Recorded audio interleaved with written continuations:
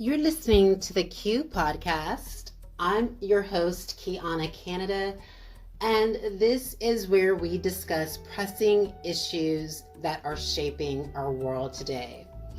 Now, today, ladies and gentlemen, we're talking about the tweet that the FBI posted on MLKDay, and it has received a lot of controversy, or it's a controversial tweet that has received a lot of attention, and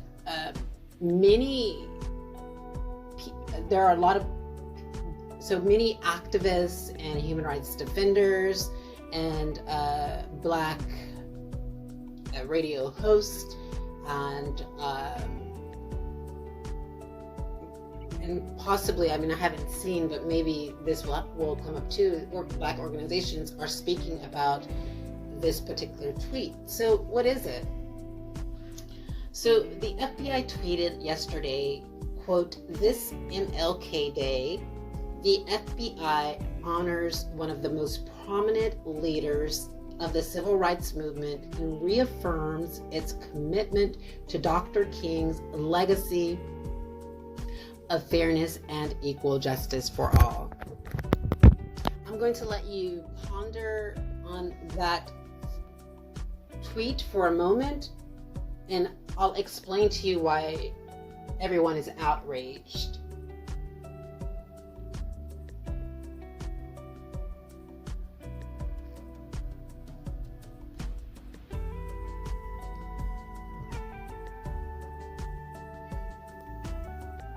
So the reason why everyone is outraged by this tweet, and this particular tweet by the FBI received a community note, is because, and this is specifically what the community note stated, quote, "The FBI engaged in surveillance of King, attempted to discredit him, and used manipulation tactics to influence him to stop organizing. King's family believed the FBI was responsible for his death," end quote.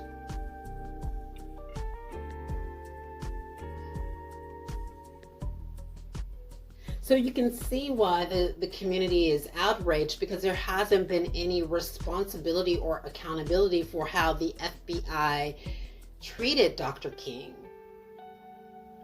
And there is this notion that the FBI was responsible for his unalivement. And ladies and gentlemen, this leads me to believe that the FBI is starting to transform into a propaganda machine. So the FBI's apparent transformation into a propaganda machine for me just becomes more evident each day. Now, what do I mean by propaganda machine? So let's define what propaganda is. So NATO's 2011 Guidance for Military Public Affairs defines propaganda as information, ideas, doctrines, or special appeals disseminated to influence the opinion, emotions, attitudes, or behavior of any specific group in order to benefit the sponsor, either directly or indirectly. And so that is, of course, the definition of the NATO's definition of propaganda, but there is also one of the simplest definitions is information, especially of a biased or misleading nature, used to promote a political cause or point of view.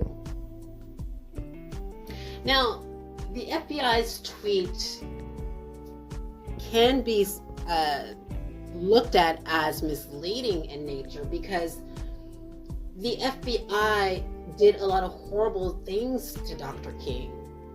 And not only to Dr. King, but to Black activists. But what it's trying to do, the reason why this tweet is propaganda, is it's trying to promote the cause that it respects Dr. King's legacy, when actually it does not respect Dr. King's legacy whatsoever. The FBI has not changed its modus operandi and its tactics and its treatment of Black Americans. It just hasn't, ladies and gentlemen, and that's just the truth.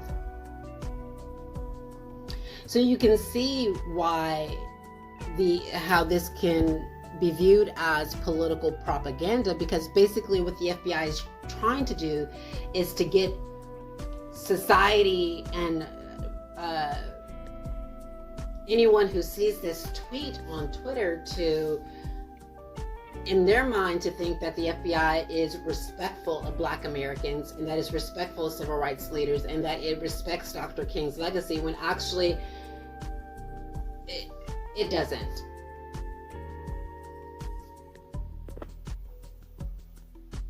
And I'm going to support my premise with facts. So get ready, because I'm not just spewing a premise that is faulty. I'm going to support this with facts, how the FBI does not respect Dr. King. It does not respect Black activists today, and that is still engaging in these practices, subjecting vulnerable Black Americans to these practices that it subjected Dr. King to. So again, when it comes to propaganda, the first thing we need to do, of course, is dissect its co-option. So basically, its co-optation, just dissecting its the FBI's co-optation of the featured snippet on transnational repression. Now, this is propaganda for a multitude of reasons, but firstly, the glaring hypocrisy emerges as the FBI is making it appear as if it's upholding democratic values by co-opting this term transnational repression, but paradoxically, it is engaging in transnational repression to stifle dissent among Americans abroad.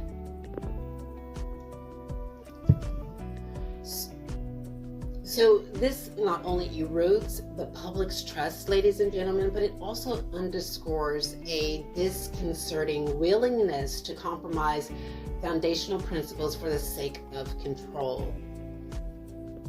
Now let's go deeper. The irony intensifies in the FBI's purported understanding of transnational repression. It becomes conceivable that this agency, well versed in such tactics, might have been instrumental, I believe, in disseminating these very methods to foreign nations.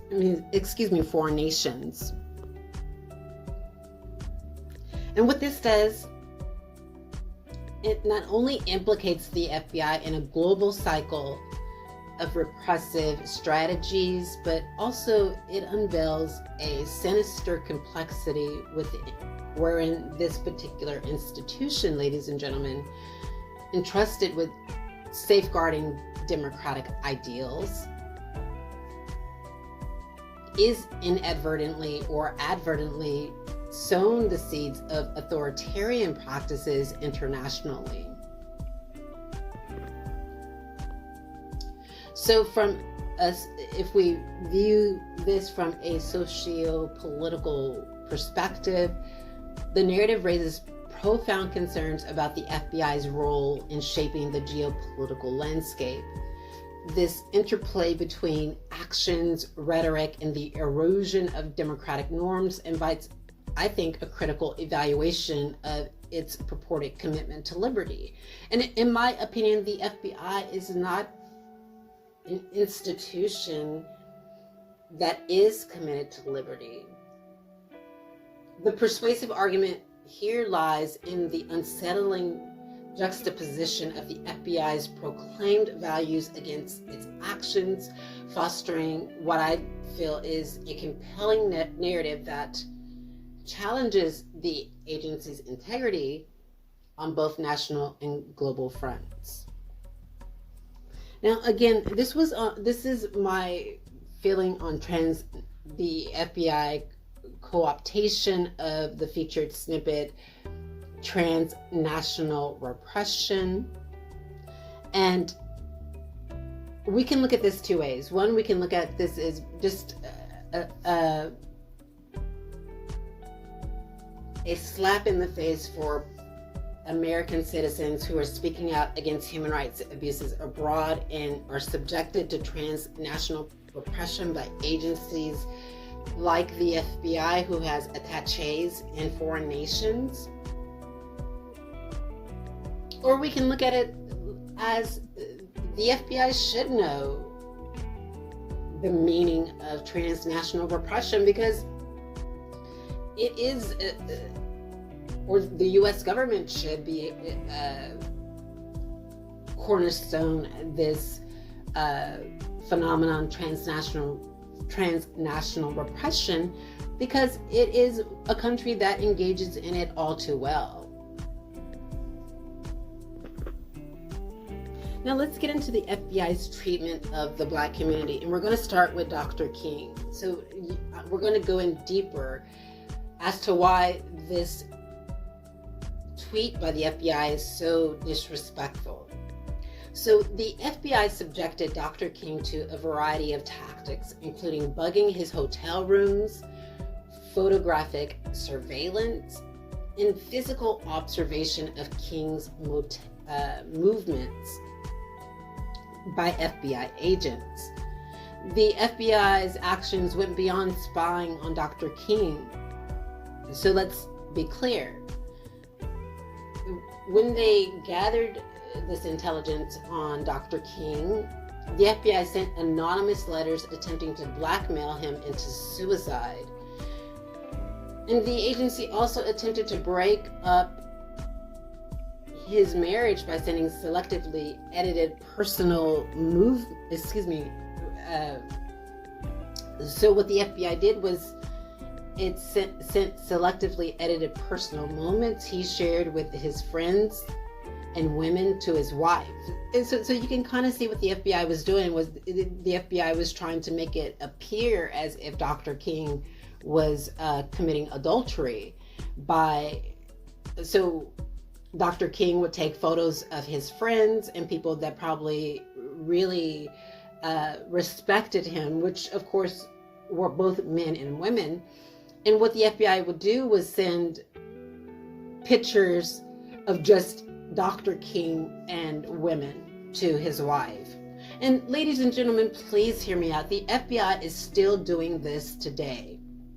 The FBI is still breaking up families today.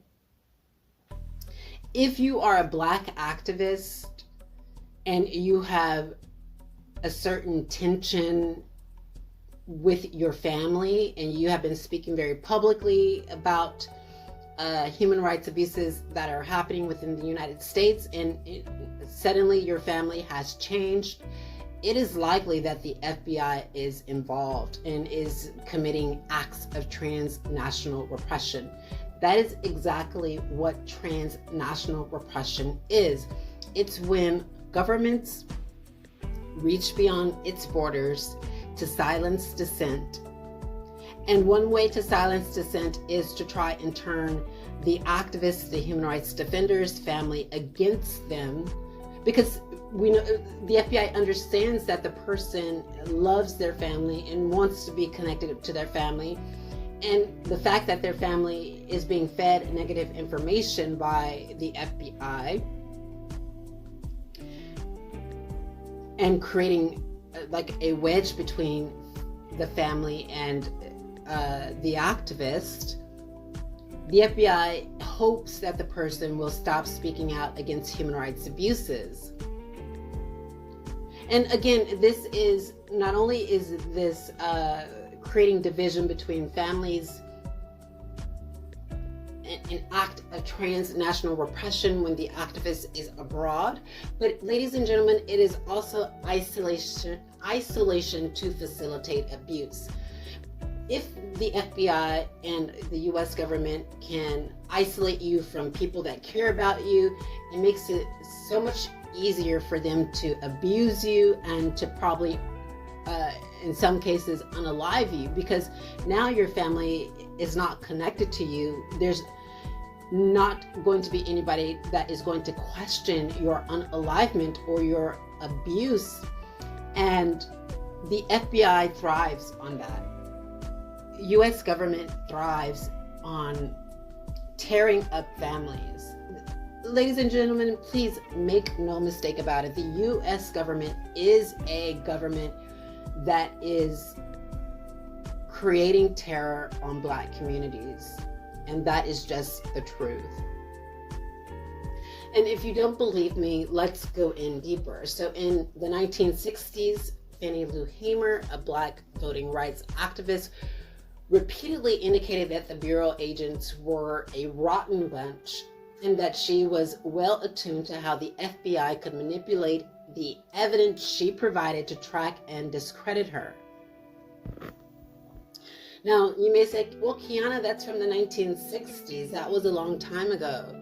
Well, let's fast forward to 2019. The ACLU reported that documents showed the FBI implemented a program titled Iron Fist, which allocated department resources on spying, surveilling, and investigating Black activists, including through undercover FBI agents.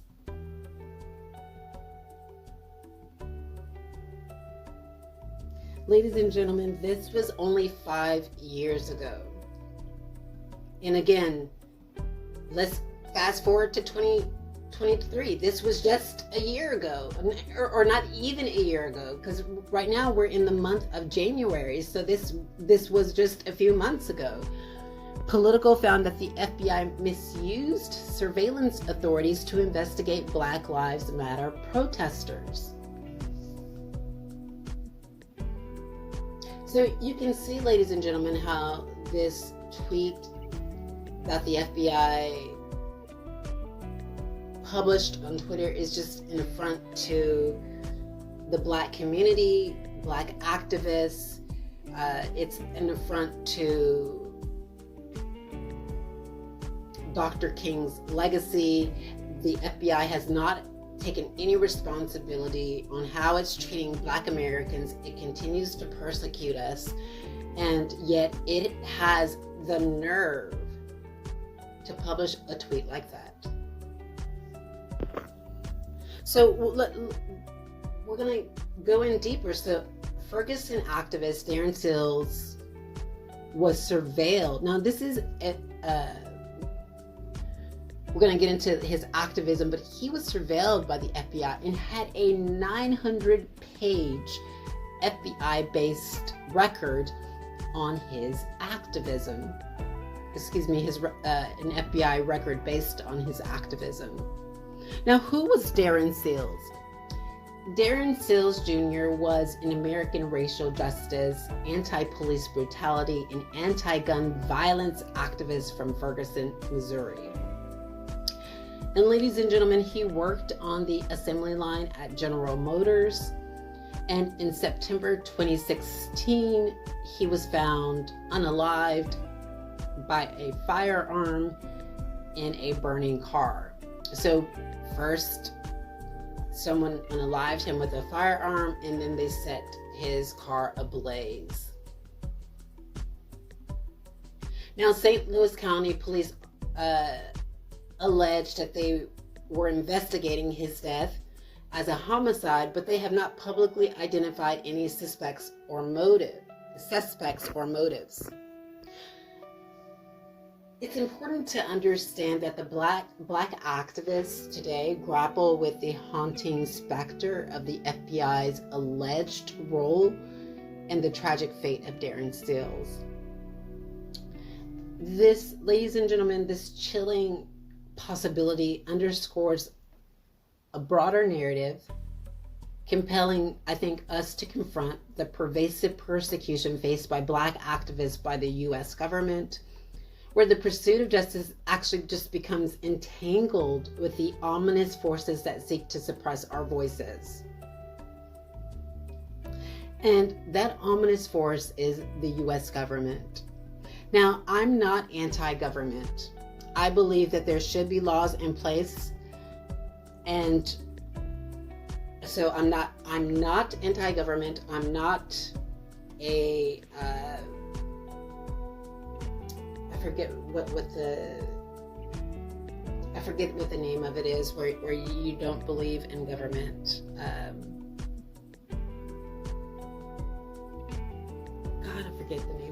It's on the tip of my tongue and I can't think of it, but just a moment. What is that?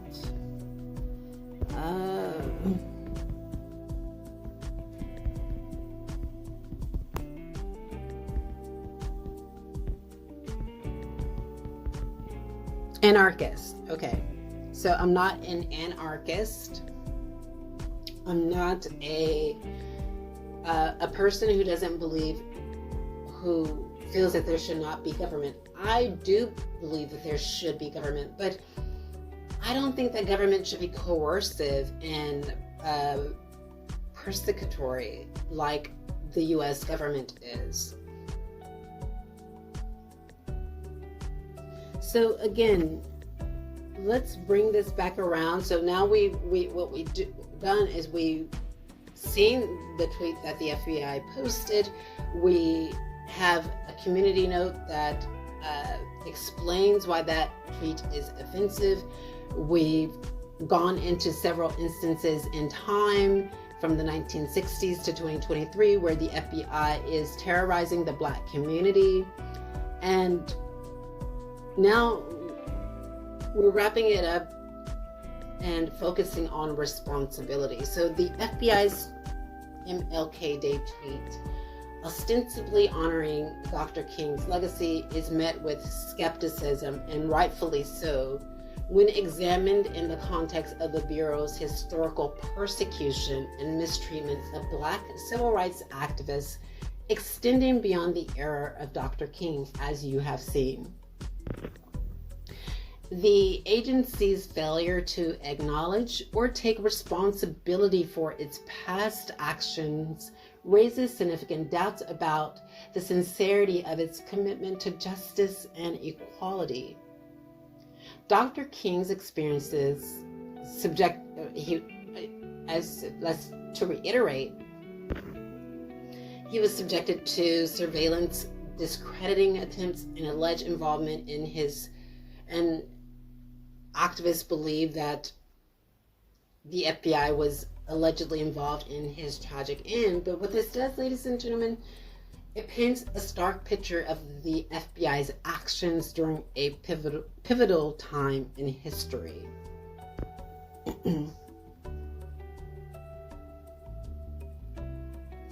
And of course, this narrative extends to the present day, where contemporary revelations reveal programs like the Iron Fist and misuse of surveillance authorities against Black activists, as we have stated.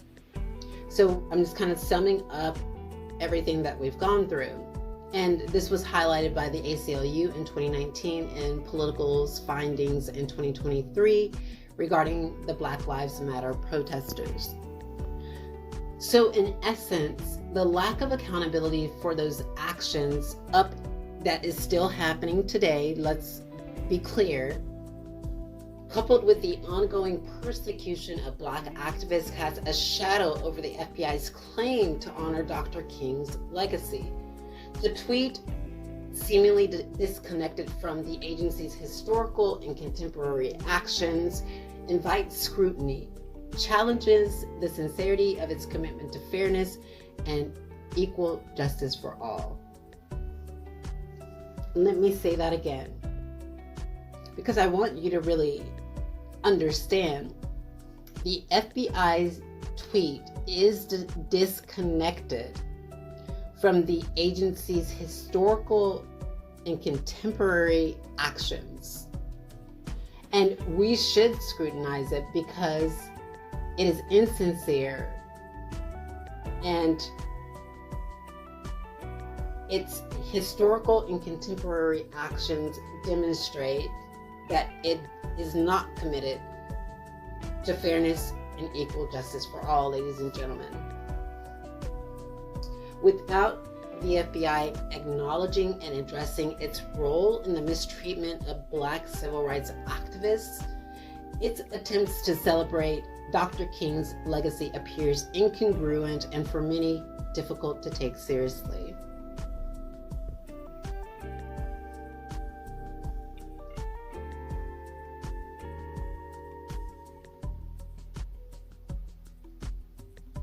This has been an episode of the Q Podcast. I want to invite you to continue to engage in difficult discussions, to tackle controversial issues, to find common ground. Be safe. Until next time.